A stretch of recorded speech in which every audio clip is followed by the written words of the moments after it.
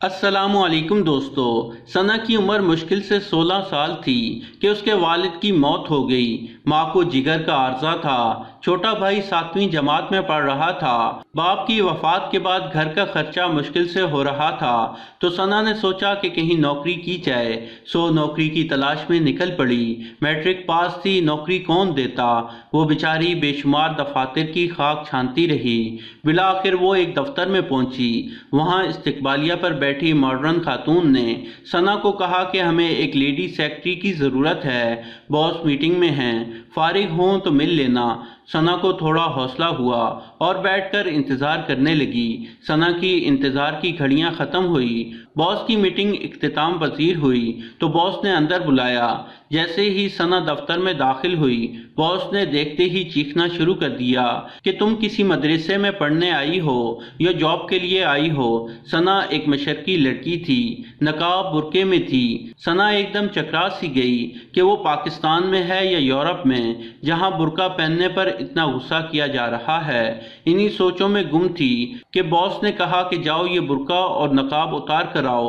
ثنا نہ چاہتے ہوئے بھی باہر چلی گئی اور برقع نقاب اتار کر آ گئی۔ جیسے ہی اندر داخل ہوئی تو باس کے چہرے کی شیطانی مسکراہٹ نے ثنا کا استقبال کیا۔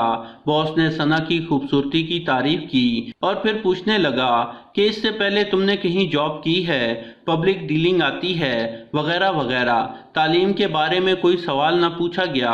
ثنا گھبراہٹ کا شکار تھی کہ یہ کیسا انٹرویو ہو رہا ہے، لیکن اس کو نوکری چاہیے تھی، سو وہ ہاں یا نہ میں جواب دیتی رہی۔ آخر باس نے کہا کہ اگر تم یہ برقع اتار کر ایک ماڈرن لڑکی بن جاؤ تو یہ نوکری پکی سمجھو، تنخواہ بھی اچھی دوں گا۔ ثنا نے ایک دن کی مہلت لی اور واپس گھر چلی گئی۔ ثنا نے ایک دن کی مہلت لی اور گھر واپس چلی گئی۔ گھر پہنچ کر اس نے ساری بات ماں سے کہہ ڈالی۔ ماں نے کہا کہ بیٹی یہ لوگ مجھے ٹھیک نہیں لگ رہے، تم نوکری کو رہنے دو، ہم بھوکے رہ لیں گے۔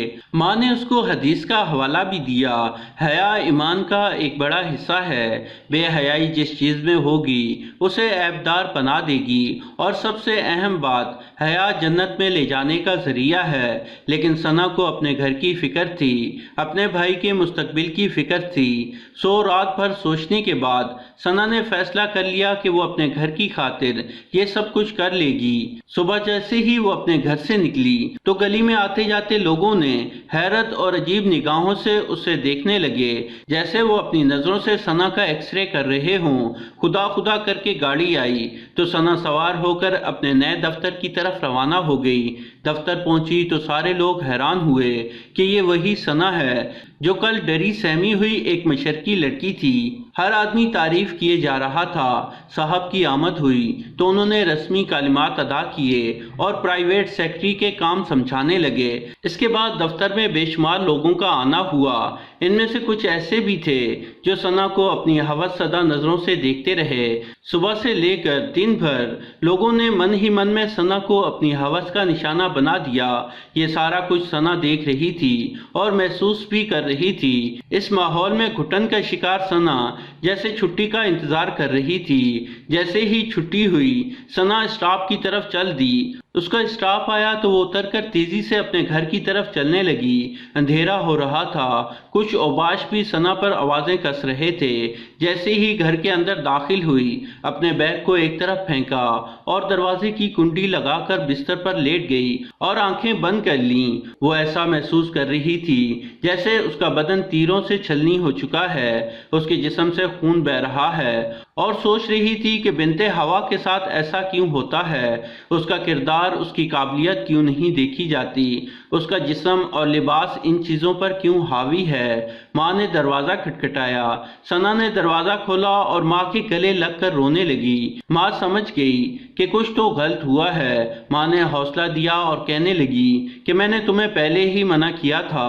ثنا چپ ہو گئی اور فیصلہ کیا کہ آج کے بعد نوکری کے لیے باہر نہیں جائے گی۔ اس کے بعد ثنا نے گھر میں محلے کے بچوں کو ٹیوشن پڑھانا شروع کر دیا اور گھر کا خرچ چلانے لگی۔ یہ تو ایک ثنا کی کہانی تھی۔ اس ملک میں ہزاروں ثنا روز ہی ہوس کا شکار ہوتی ہیں۔